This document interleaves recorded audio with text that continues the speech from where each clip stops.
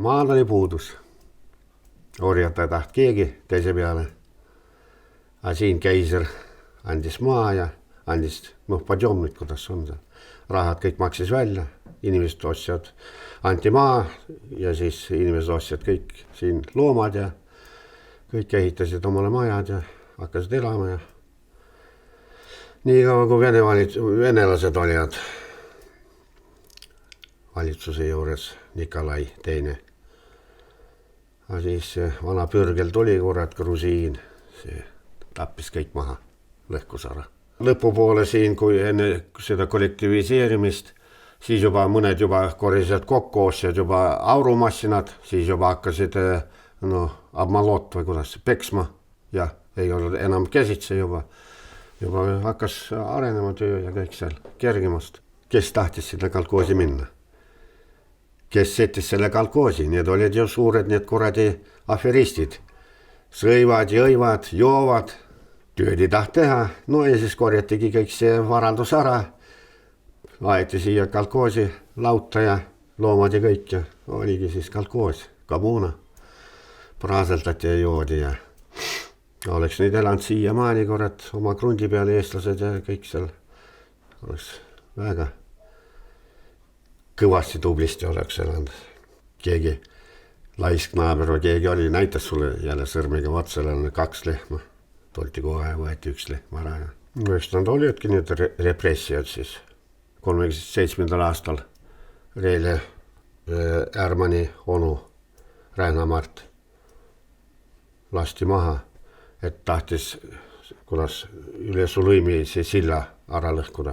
Aga korjati ära ja rohkem sina ei näinud. Tuli vastus, et vaat oli vrak naroda ja lasti maha ja oli kõik. Peud nagu ristimine, see oli juba Vene aeg nagu keelatud. Isegi siin oli see meil koloosi esimees. No naine tal oli ka Tanja, venelane. A ise ta oli Juhan, eestlane, Proki Juhan, Juhani poeg. Ja tuli siia mamma poole. Salme, davai как-нибудь это prokrestim, pokrestim детей. No neil oli ka 4 last oli, tüdruk ja 3 poissi.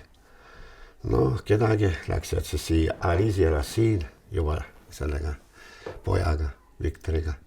Läksid sinna, rääkisid kokku. Salamahtu siis korjati seal need vaderid kokku ja ristiti ära, vanaprokk tuli kodu. Aga mis siin siis on nüüd, mis joomik on? Tanja kiidist nüüd on lapsed ristitud. No Lätist oli ja üks vana inimene meil. Selle sama see vood oli seal. Alma, Zarins Alma.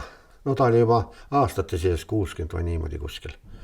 Mis seda siis kellelgi oli vaja puutuda. Ma ei tea, kas koos või eraldi, no lätlased oli palju siin. Ma tean, et ta oli arstiks, Vetseris tööland seal või arstiks Lätis.